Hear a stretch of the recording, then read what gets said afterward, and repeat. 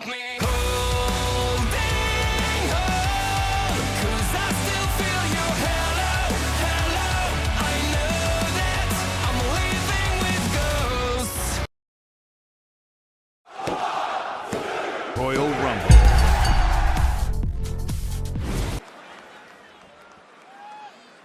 The 2025 Royal Rumble event has gone on the air and the crew realized, oh shit, we forgot to turn the music on. Hurry up, put it on quick.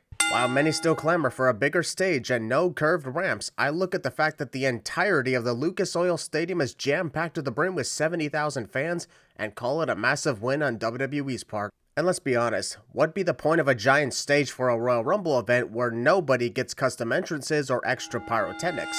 Kevin Owens had flashbacks to the 2021 Royal Rumble event where Roman Reigns ran him over with a golf cart and arrived to the stadium in one of his own, just in case he thinks about running over Cody Rhodes with it. I can understand WWE showing the wrestlers arriving at the stadium for the event they're competing at, but this shot of Gunther arriving as WWE World Heavyweight Champion is the only time we see this man in the almost 5-hour show. What was the point of hyping the audience that Gunther is here when he's not playing any sort of factor? Match. After nearly 5 years of Paul Heyman worshipping him, Roman Reigns finally looks at Paul and tells him to stop doing that pose. Let's be honest, this shot would not even be happening if WWE went down the same route as SummerSlam and covered those sections in the distance with tarp. But I'm just glad they opened up every section to let as many fans as possible attend the show. Now do that for all stadium shows going forward. What are the odds that this is Triple H's way of not showing up to welcome the fans to the event because the internet would throw temper tantrums again about his ego, and for some reason his nose? Pyros to your right, camera guys. It's a shame WWE had Pat McAfee appear in last year's Royal Rumble match because tonight would have been the perfect time to give him a cameo given his hometown is Indianapolis. Every 2 minutes. 2 minutes? Good lord, no wonder these two Royal Rumble matches lasted a combined time of 2.5 hours. WWE started stretching the time length between entrants longer than necessary, and even then, a lot of the entrants take 3 minutes before the next countdown.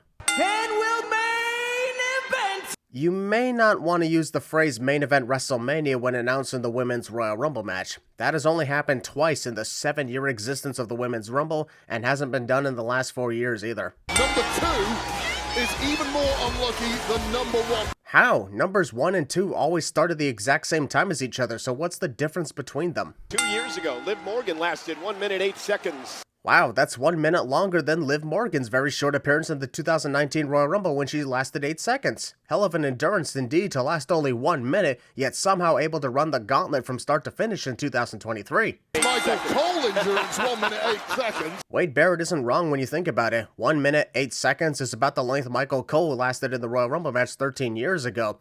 And holy crap, 2012 was 13 years ago? Has the world ended yet? Funny when you realize it, but this stat on who won the Women's Royal Rumble match will remain the same heading into next year's event. It really seems like NXT doesn't have much women volunteers for the Royal Rumble match these days, given this is the 3rd year in a row they put Roxanne Perez on the field. Yeah, absolutely incredible. What do you bet WWE elevated the ramp and then made it go down before a wrestler approached the ring so they could have a repeat of Titus World's slide? Sucks to be them if that's the case. Also, the one disadvantage of having a long walkway to the ring, which features a left turn. Wrestlers who like to run to the ring get exhausted by the time they arrive due to running about 50 yards.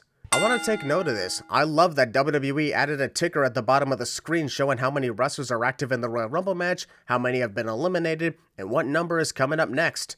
Really gives a sports vibe, and we no longer have to question what number we're on anymore, removing 5 sins for this amazing addition. Perez, Lyra Valkyria. Liv Morgan figured that Lyra Valkyria would go for a head scissors takedown, but when Lyra does a cartwheel instead, it causes this miscommunication with Liv flailing her arms, having no idea what is going on or what to do. Suplex. Wardrobe malfunctions. Chelsea thinking she's eliminating everybody. We interrupt the 2025 Royal Rumble to bring you the 2013 Royal Rumble when Santino Marella did the exact same thing, believing he eliminated everyone involved, and then karma came back to bite him in the ass. B-Fab seems to be the next Xia Li, used only when there's a Royal Rumble match coming up and then resorted to the sidelines the rest of the time she's on the road. Absolutely. Opportunity through the roof. How the hell did Chelsea Green fall for that? B-Fab had to slowly lift her leg up just to get in position for the kick. Number 8, about to enter. If Michael Cole is watching the screen on his desk, then he should obviously be able to see the ticker at the bottom, which clearly says number 7 is entering next, and yet he still botches anyway. Not even a ticker could save the botching. Is an American. The lame discount Kurt Angle music just for an excuse to get the fans to chant "You suck." Sorry, but this only works for Kurt himself. Zoe Stark. Zoe Stark has been using this music for a few years now, yet I still had to wait until she appeared to realize it was her turn next. That's how bad Def Rebel's music is.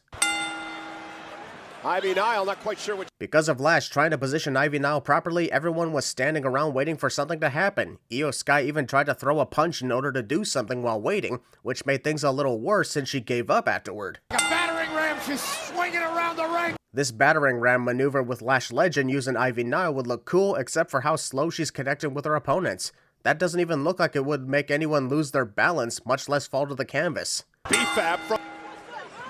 The moment B-Fab hits Lash Legend and then resorts to saying "what's up, huh?" is the moment she deserves to get eliminated. Why would you attack someone and then wait for them to turn around more pissed off than they were before? We're going to eliminate B-Fab, it does! I really think WWE is trying to break longevity records with every Women's Royal Rumble match since it takes nearly 20 entire minutes before the first elimination occurs in this match. Not to mention, the single longest running longevity record is broken literally 3 times in this one match. Hammers away on everybody! Bianca Belair is clearly hammering away on the turnbuckle, missing Lash Legend completely. She must really hate that turnbuckle. She is historic at the Rumble. But only in her first Royal Rumble appearance, when Shayna Baszler was actually being taken seriously as a threat. All her other appearances, she's treated as just another random name. Eliminate the Intercontinental Champion, it does! I question again whether it was the right choice to crown Lyra Valkyria as the inaugural Women's Intercontinental Champion, since she practically didn't wrestle after winning the championship and then got eliminated second in the Royal Rumble match. Sure, she lasted 15 minutes, but so did literally everyone else except for B-Fab, so not much of an impressive performance here. Well, she's a Hall of Famer.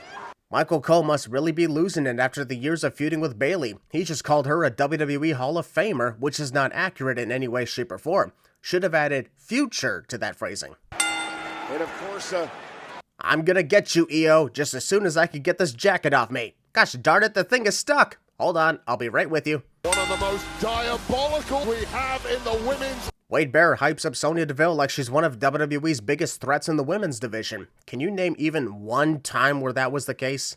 I'll wait. The trifecta of evil. Sonya Deville be like, holy shit, how freaking long is this ramp to the ring? I don't even think I'm halfway there. I'm losing my breath already. This isn't the NFL, and our refs are good. The only thing that's accurate about that statement is this is not the NFL. However, your referees indeed do suck, though not as much as the NFL's.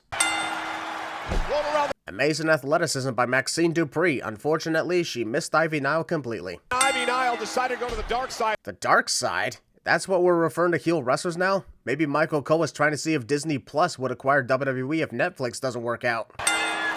Formerly trained. Everyone is trying to be like Kurt Angle ever since the Gable Steveson project absolutely backfired. Pulling down the straps doesn't look as good while you're still wearing a top. Not trying to get Maxine to pull a cat here, I'm just saying. There it is! Caterpillar! Considering Maxine Dupree is not as big as Otis, why are we calling it a caterpillar instead of the worm? I'm feeling it right now. Sonya Deville runs after Naomi and then stops before Naomi could even get the kick ready to go. What was the point of that? I'm running a party I've known.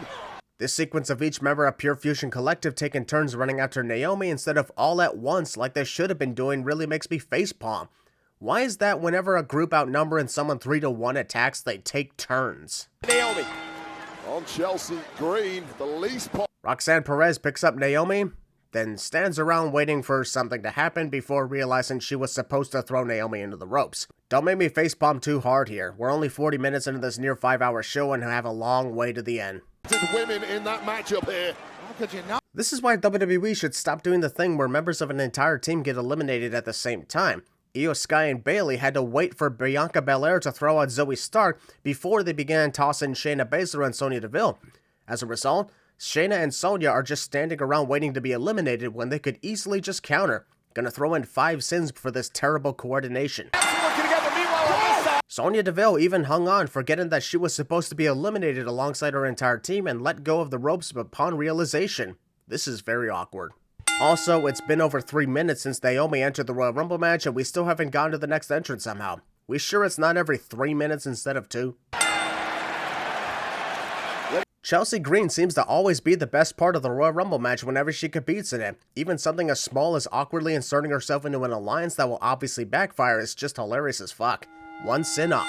One would think Chelsea Green would stop celebrating eliminations by leaning over the top rope after she lasted a combined 20 seconds in 2 Royal Rumble matches in the past. Chelsea Green is happy that Piper Niven is the next entrant, completely forgetting that she is still vulnerable for destruction in the next 30 to 45 seconds due to how slow Piper is walking down that long-ass walkway to the ring. Right. Piper and Chelsea are protecting. I don't see why Chelsea is scared of getting eliminated here. She stepped under the middle rope to get to the apron, so even if Bianca Belair and Naomi knock her off, she's still eligible to compete in the match. And for that matter, why are Bianca and Naomi trying to eliminate Chelsea when they clearly watched her step through the ropes and not over the top? They each have longevity records in Royal Rumble matches, yet still don't know that eliminations only work by going over the top rope? How the fuck? Trying to dump Io out. Alright, not gonna lie, that actually scared me into thinking Io Sky was going to be eliminated by Natalya. Good thing Io hung onto the ropes, otherwise her head would have hit the apron. Props to Io on a great save. Crazy to think that Jordynne Grace first appeared in last year's Royal Rumble match as the TNA Knockouts champion, and this time it's as a newly signed WWE superstar. And it's still as awesome to see her now as it was before. What an amazing Death Valley driver by Jordynne Grace on a Piper Niven. Piper did a great job getting in proper position, and Jordynne was amazing at the execution. That is worth 2 sins off the counter. Great friends from back in TNA. Bianca Belair playing the role of jealous best friend complaining to the other about reuniting with a previous best friend? I'd be interested if this actually went somewhere, but she instantly forgets about Naomi hugging Jordynne almost immediately. Michin has been posing on the stage for about 10 seconds before Michael Cole realized she was the next entrant. With how unrecognizable the theme songs are these days, we kinda need you to tell us who's next. Guarantee I'm not the only one with that problem. Commentator replay cam shows that Michael Cole and Pat McAfee were amazed at the strength of Jordynne Grace, meanwhile Wade Barrett couldn't give 2 shits about it. If Dave Meltzer was somehow smiling from watching this Royal Rumble match, it immediately sunk as he saw Alexa Bliss's name appear on the screen.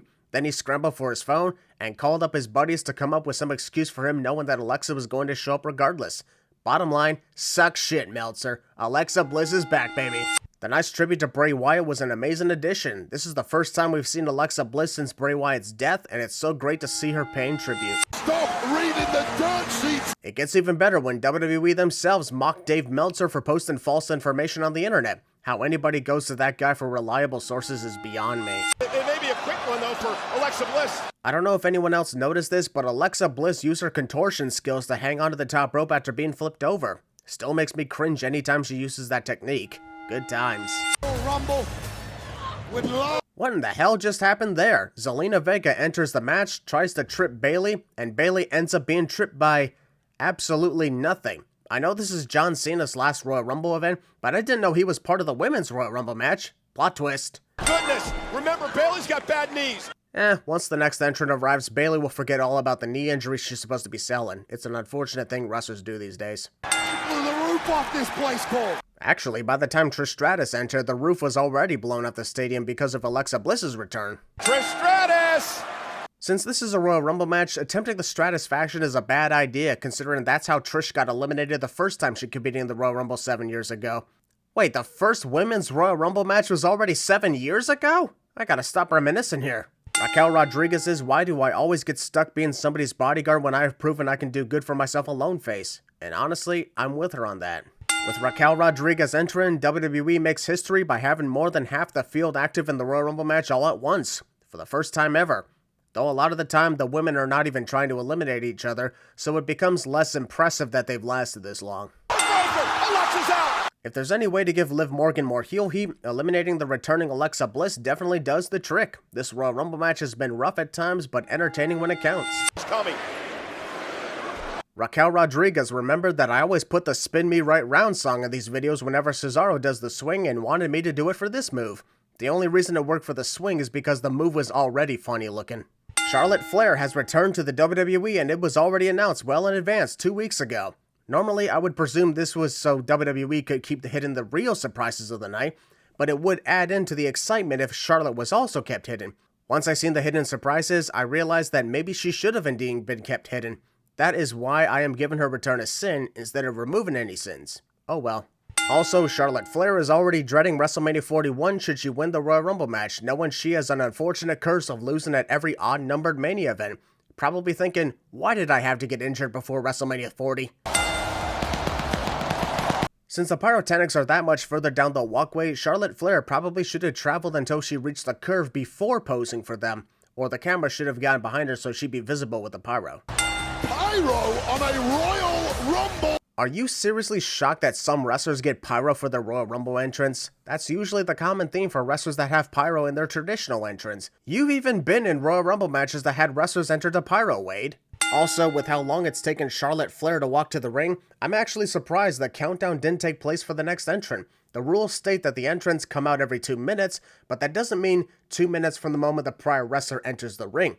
How do you explain Alberto Del Rio in 2011 when his entrance lasted literally through the next entrant? Michin's out. I imagine Michael Cole just assumes that Michin went over the top rope but didn't bother to check to be sure. Remember the time Carlito got eliminated last year despite never going over the top rope? Double check your facts to be safe. Also, where the hell is number 28? It's been nearly 4 minutes since Charlotte's number was called. Are we just trying to make this match last 70 minutes on purpose? Damn, that's just sad. Stephanie Vaquer got a hell of a reaction in her appearance earlier. Meanwhile, the literal NXT Women's Champion Julia got a "Who are you" reaction. I really feel bad for her. Ray dumped over the top by Stratus. Candice LeRae still teams up with Nia Jax after the latter just stood around and watched her get eliminated. But then again, Candice is unfortunately all about riding coattails, so I guess it makes sense she still does. So what do you think, folks? Better luck next year when clamoring all over the internet about how AJ Lee is going to return to WWE at the Royal Rumble? It's okay to keep hoping, but you're only upsetting yourself if you put all your eggs in that basket and lose. Nia Jax should realize by now that this will always be the normal thing happening to her in Royal Rumble matches due to her size. Wrestlers gang up on the larger threat, who tosses them all away, even those who didn't even come into contact cliche. Alright, here's the big what the fuck moment of the match. Nia Jax is credited for the eliminations of 6 more wrestlers in this one sequence. However, it got messed up really bad. Here's what I mean. Raquel Rodriguez fell to the floor on her own power, meaning she eliminated herself. Io Sky was also nowhere near Nia when she got eliminated, so it makes no sense to give credit for that. The only ones she truly eliminated were Bianca Belair, Naomi, and later Liv Morgan. I could give credit for Stephanie Vaquer because Nia throwing Bianca caused the ladder to fall on Stephanie, but it could also be argued that Bianca eliminated Stephanie. Bottom line, this was supposed to be a big moment and it fucked up so bad. Here are 20 sins. Whoever's operating the ticker at the bottom is likely pissed off because they have to show 7 total eliminations that happened all at once, with each one lasting about 5 to 10 seconds. Check out our fancy scoreboard at the... I would, but it's still in the process of showing us who all got eliminated in the crazy clusterfuck of eliminations nearly 2 minutes ago. Poor timing on the promotion, Michael. The scoreboard states that Nia Jax has scored 7 eliminations, her 8th once Nikki Bella is gone. However, WWE later corrects it by stating there was a total of 9 eliminations from Nia. I would be amazed at her breaking the all-time record had the sequence actually been done properly. This is why you practice, folks. Practice, practice, practice. Taking this moment to praise Roxanne Perez for breaking the record for longest time in a single Royal Rumble, which was broken literally twice tonight by Io Sky and Liv Morgan. Definitely adds into her nickname the Prodigy by surviving as long as she did and making it to the end of the Royal Rumble match. Charlotte Flair is literally revisiting how she won the 2020 Royal Rumble match when she was exactly where Roxanne Perez is right now. That is how she eliminated Shayna Baszler to win it all. So it's a nice callback because Charlotte knows exactly what Roxanne is going to try to do and how to counter it. Experience outranks everything. Charlotte Flair! Pretty controversial to have Charlotte Flair be the first 2-time Women's Royal Rumble winner because she is definitely being overpushed in ways wrestlers like John Cena never were. But all the same, that was an exciting Royal Rumble match. I'll take off another 5 sins and hope that Charlotte Flair doesn't win 6 more titles this year. Want to hear another record broken? The time length between the Women's Royal Rumble match and this next match is over 20 minutes! Historical, but not in the ways we should expect. Also, here's a sad fact. This is the first time any male tag team championship has been defended on a premium live event since WrestleMania 40 nearly a year ago. The unfortunate result of hosting only 5 matches on all the other shows. It's more ads and less wrestling. There's a way to balance them, but WWE doesn't seem to want to do that. What a shame. Roxanne Perez actually set the record. Michael Cole had to reiterate on how Roxanne Perez is actually the woman who holds the record for longest runtime in a single Royal Rumble match. I don't blame you for forgetting. WWE has a very annoying obsession with having multiple women break the record several times per match. We might have 4 more break the record next year should they decide to have each entrant show up every 3 minutes. Tommaso Ciampa is definitely contemplating on whether or not he wants to beat up Johnny Gargano all over again, given the look of annoyance from Johnny's dancing. Come on, Tommaso, lighten up, it's the Royal Rumble. Johnny Gargano beat Adam Cole. Baby. God damn it, Michael Cole, stop triggering that catchphrase out of me. I've been free from it for years. Since this is the first time the WWE Tag Team Championships have been defended on a premium live event since WrestleMania 40, this is the first time I can mention this. Those new titles looking similar to that of the old school WWF Tag Team titles back in the 90s was a great idea. And then there's the World Tag titles looking like a golden 24/7 championship. I'd remove a sin for the good looks, but it's still frustrating that it's been so long since these titles had a PLE match. Ciampa and Gargano. Alex Shelley looked like he considered a moonsault, but then remembered what sadly happened to JD McDonough and said, nope. And because of that incident, I think these newly reinforced announce tables are a very bad idea. How the hell can a small view from here cause me to see 21 freaking logos? Ciampa and Gargano in each other's weddings. Okay. Just saying, Pat, we already know that Johnny Gargano and Tommaso Ciampa have been there at each other's weddings. It was mentioned an endless amount of times in their big feud back in 2018. Besides, they're teaming up in this match, not fighting each other, so why does that fact matter here? Uh-oh. Still legal, I think. Oh, they take the first. That was an amazing strategy by DIY. Make Alex Shelley think that Johnny Gargano tagged in, not seeing that Johnny intentionally missed the tag to lure him into the trap set by Tommaso Ciampa to give DIY the first fall. A simple move like that deserves 3 sins taken from the counter. Who says you have to do a massive double team move to get sins removed? You just need to be smarter than your opponents. Shelley, though, drives Gargano. Seeing fun double team moves like this make me continue to question why WWE flat out refused to have any male tag team championship match on a PLE over the last 10 months. I get that you want to have big matches for SmackDown and Raw, but come on, this event wouldn't have had this big spark without the tag titles on the line. This is awesome. Chris Sabin ain't looking too good either. Honestly, Chris Sabin looks completely fine to me. It's been a while since he's been in the match and he looks ready to go on the apron. I don't know what match you're watching, Wade. Of course he was away. Even more epic tag team strategy by DIY. Try to knock Chris Sabin off the apron, and when that doesn't work, distract the referee so we can't see the tag being made. This match lasts 14 minutes, so each team does a great job showing off their strategies. This is how it's done. Baby now. Johnny Gargano unknowingly is a dick to his own partner. What do you bet Tommaso Ciampa will blame him for that should Triple H ever get bored and wants to do another DIY feud? Ciampa, man, like you said, lost a tooth. How? Chris Sabin kicked Tommaso Ciampa on the shoulder, so unless Tommaso has a second mouth located on his shoulder, how could he lose a tooth from that kick? What a kick. Johnny Gargano wanted to do his own version of Dean Ambrose's rope flip trick, then changed his mind at the last second. Too late, I saw what you were doing. Guns are ready. Here we go. Sabin to Gargano. Shelley face.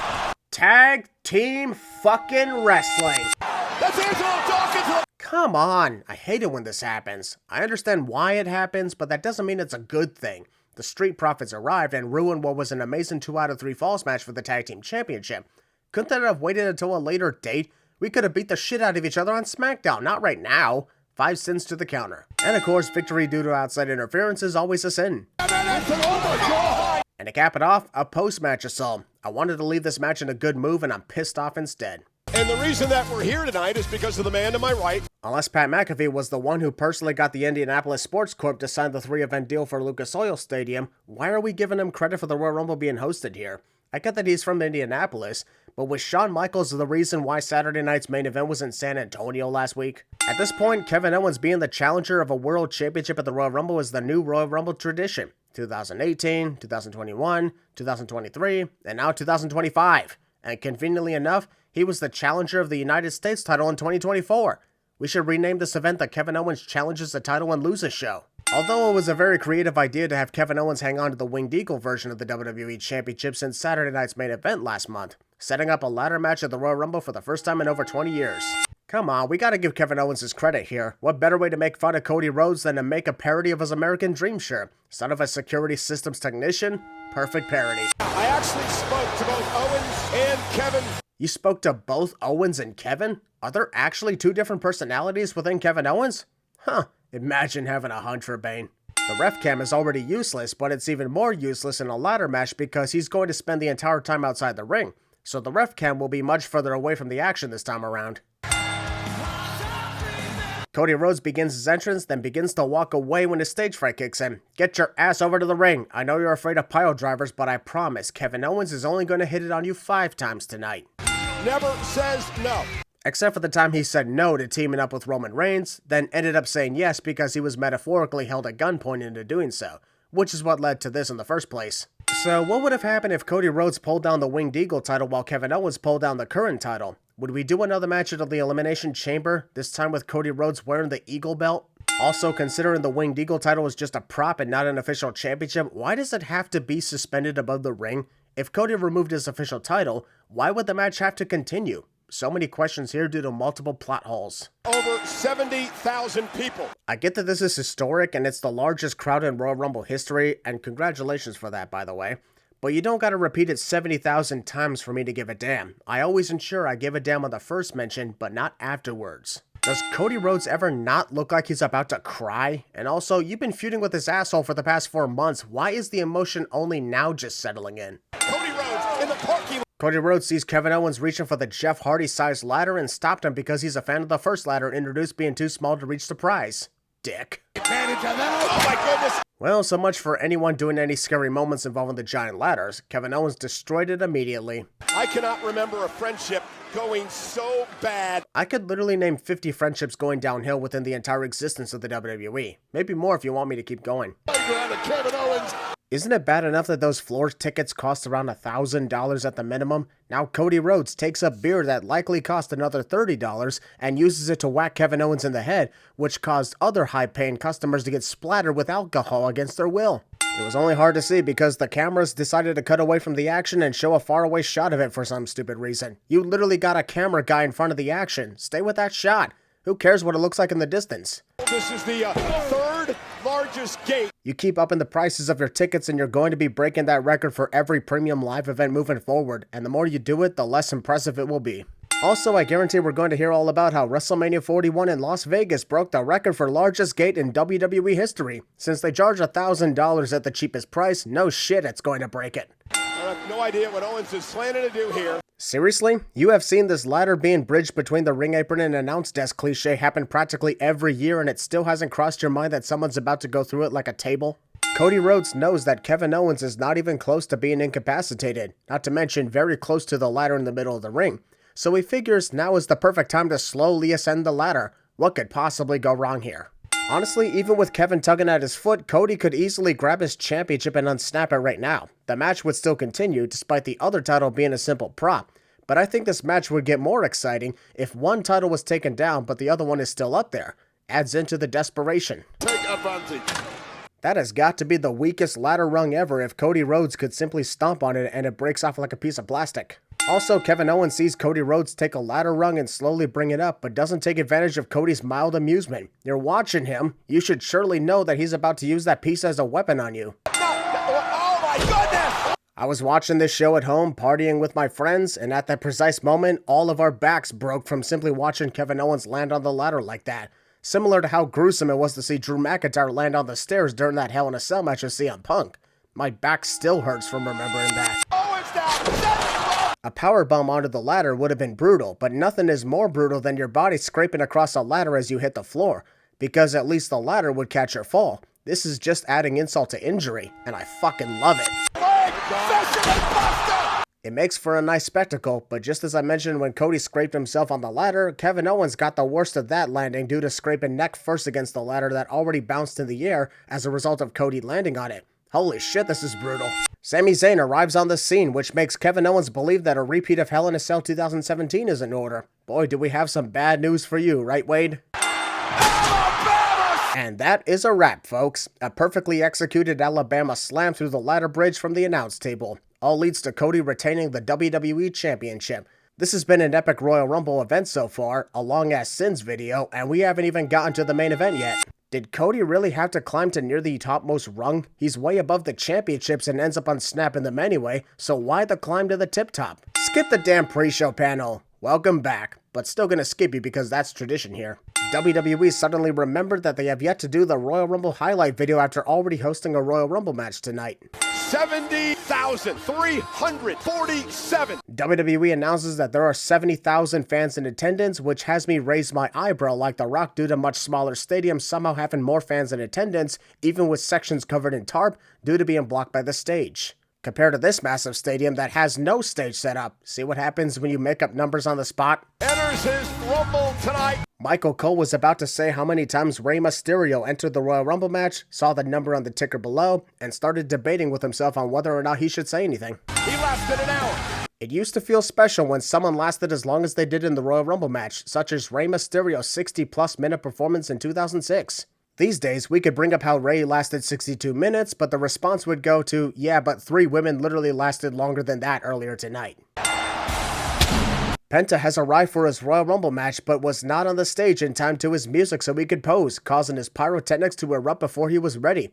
Please tell me this isn't the next Sin Cara, because that would be unfortunate. Although I like the idea of starting the Royal Rumble match with Rey Mysterio and Penta, 2 of the best luchadors in the entire industry. That's an exciting start to the match.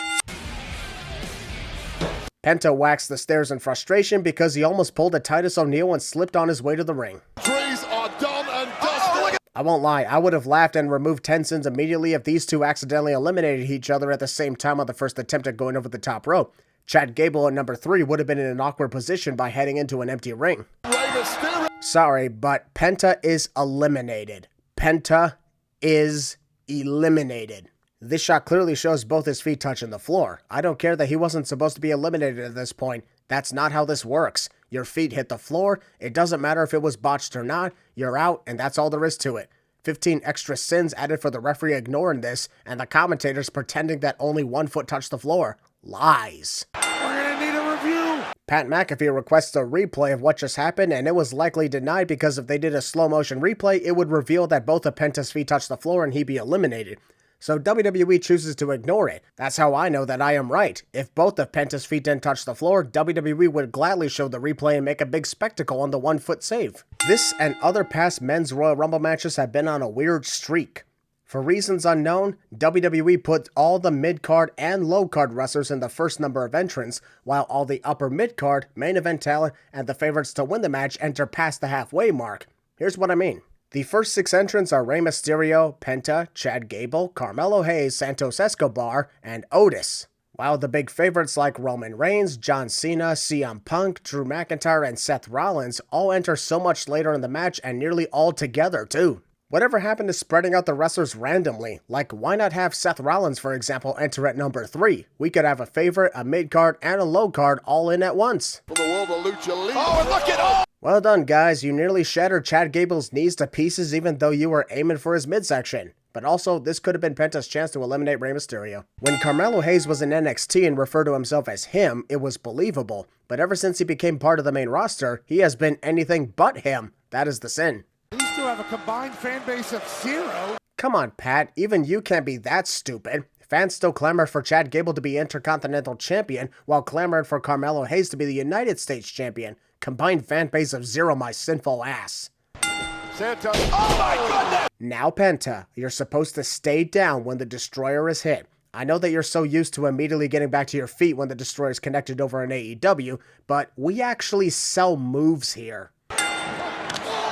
Based on the fact that Chad Gable got a super kick from all 4 directions, wouldn't the logical way of falling down be him kicked into place then dropped to his knees? Falling back would only work if someone did not kick the back of his head.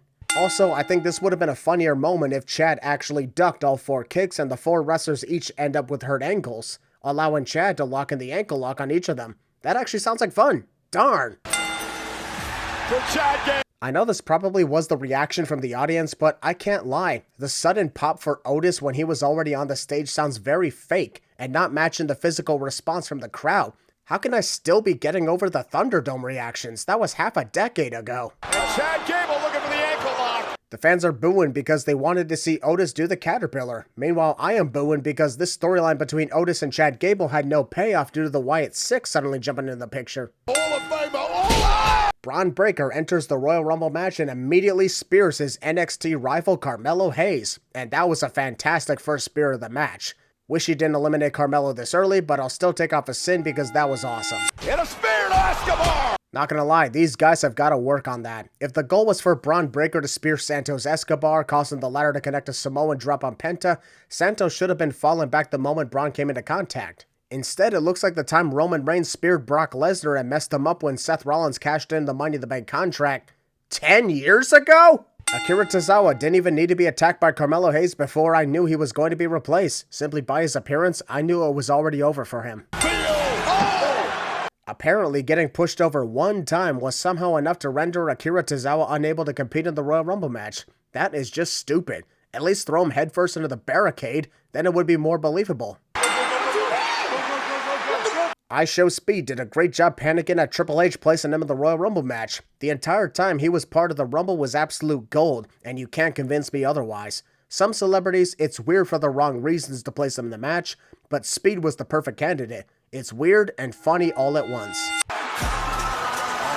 Considering WWE is playing off IShowSpeed as a literal last-second replacement in the Royal Rumble match, playing music and showing graphics for Speed was the wrong move. If anything, he should have continued the confusion as he makes his way to the ring to no music. Oh my God! One dog just speared the other. That was the most brutal spear I've ever seen. I gotta give Speed credit for taking punishment that deadly, even when he got eliminated and thrown into the announce table. Another 5 sins off. Can book his ticket for WrestleMania. Penta definitely watched the 2018 Royal Rumble when Heath Slater did this to Sheamus within 2 seconds, but because Sheamus has so much PTSD from that, it doesn't work on him anymore. Big Jim from the top. Chad Gable was already starting to fall before Jimmy Uso could connect the crossbody. Couple shins in the jaw. What the hell just happened to Jimmy Uso? He's pressing his foot down on Braun Breaker and then all of a sudden he reacts as though someone punched him in the face. The ticker says that Ludwig Kaiser is still aligned with Gunther despite the fact that those two haven't interacted with each other for quite a while. At this point, just say that Imperium has quietly disbanded. We'd be cool with that. That may be a record. We gotta check that. Ludwig Kaiser was in the ring for only 5 to 6 seconds, so clearly he didn't come anywhere near Santino Marella's 2.1 second elimination from 2009. No point in thinking the record has been broken when over 2 seconds had passed. Miz now. What? Oh, and a hurt. Seeing The Miz perform moves like a Hurricane Rana makes me wonder why he's been relegated to getting his ass constantly kicked. Clearly he can still go in the ring and he's legendary on the mic, so what gives here?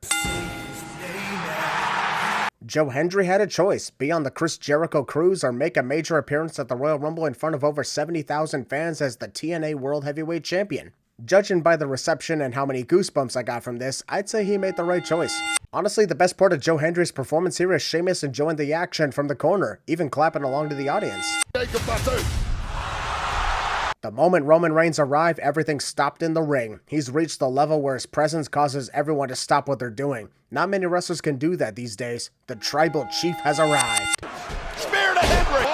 And Joe Hendry eliminated. The WWE heard that the fans wanted Joe Hendry to face off against Roman Reigns so badly, so they gave them exactly what they wanted. A spear and an elimination. What the hell else did you think was going to happen? Joe ain't on Roman's level here. Breaker. Roman. Now that's how you hit the fucking spear, Roman Reigns! Holy shit! And Breaker looking to eliminate Reigns. Roman. Roman Reigns remembered the 2014 Royal Rumble match where he hit the spear on Dave Bautista and got reversed out of the ring. Nice callback where Roman knew exactly what to do with Braun's mistake. Guys, it's been literally 5 minutes since Roman Reigns entered the stadium for his appearance. Why isn't number 17 out here yet? When I see Drew McIntyre marching toward Roman Reigns, I have to ask, whatever happened to that mission of his where he was going to destroy every last member of the original bloodline? Did losing to Jey Uso that one time make him think this was a bad idea and quit on the spot? Wait for this moment. Drew McIntyre monologues telling Roman Reigns he has waited for this damn moment, and yet he is doing everything in his power not to attack Roman Reigns after years of waiting for this damn moment. What in the Def Rebel shit is this? After years of hearing Finn Balor coming out to that insane metal music and the other side, hearing this hip-hop beat feels completely out of place. The current United States champion. He is? Oh, right. Sorry. I keep forgetting that Shinsuke Nakamura is the United States champion given his lack of defenses and presence as the champion. That always seems to be the case with his mid-card title reigns over the years. Penta gonna use Balor. Oh, Penta using Finn Balor as a stepping stone to connect the Mexican Destroyer on Jacob Fatu was awesome. Jacob did an excellent job selling the move too. yeah, word. Yeah, word. Pat McAfee is really overdoing it on the excitement of Jey Uso's Yeet entrance with his repeating of "Yeah, Wade," as if Wade Barrett is going to do a thing about it. Jay now. Oh, takes down. Seeing Jey Uso hitting a reverse Hurricane Rana makes me question why he doesn't employ it into his arsenal of moves so that fans can stop saying all he does is super kicks, splashes, and yeet punches. Nakamura over the top rope and eliminate. How are we supposed to be taking Shinsuke Nakamura seriously again? Interesting how WWE goes back to the original theme song of a wrestler that had a somewhat decent Def Rebel theme. Meanwhile, all the wrestlers with the shittiest Def Rebel theme songs are shit out of luck. AJ, oh! Damn it, I injured my other leg now. I gotta stop doing that move. Braun Strowman returns after being injured by Jacob Fatu literally a week ago.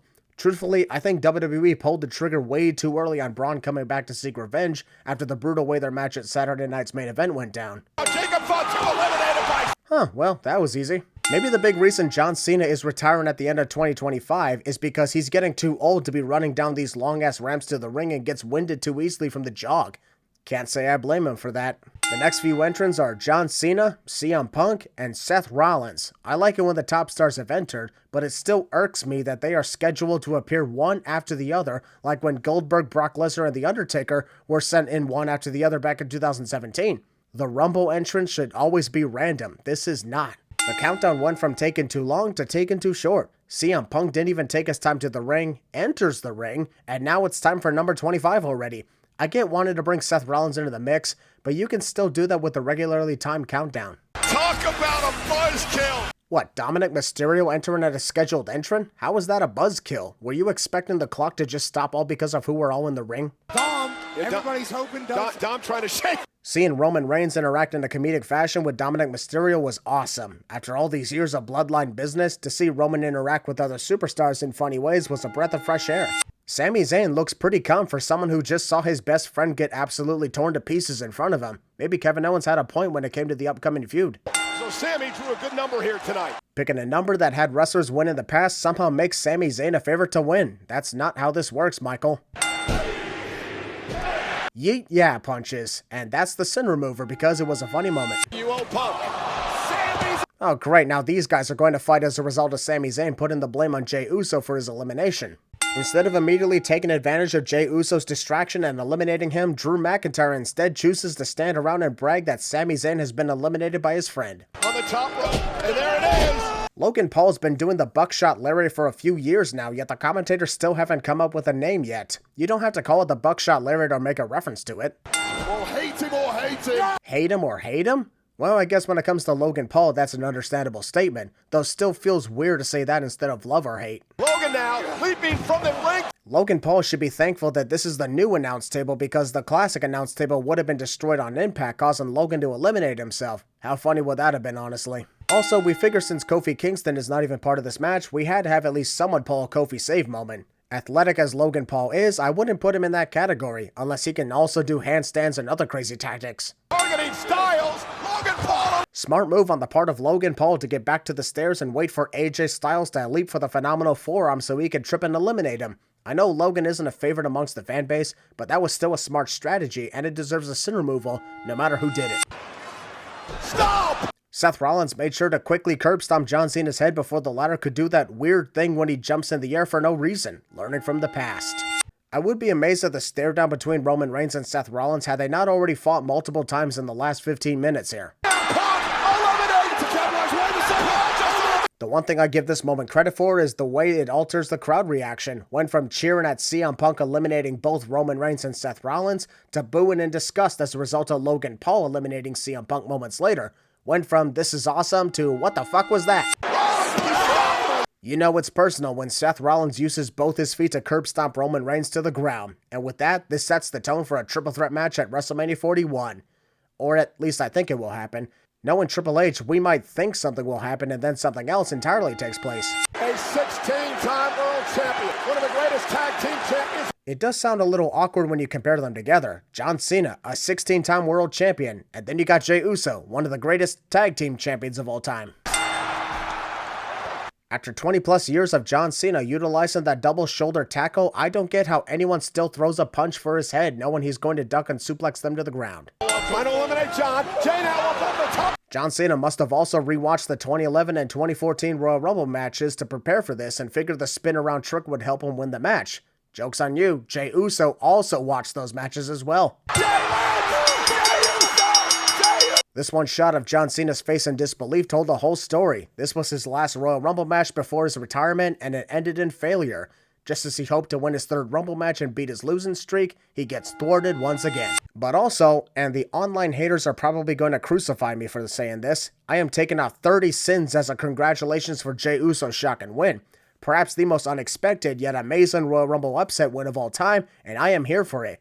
Main event Jey Uso is more over than anyone online could ever say otherwise. Just listen to the crowds. Oh yeah, and one more thing. Yeet!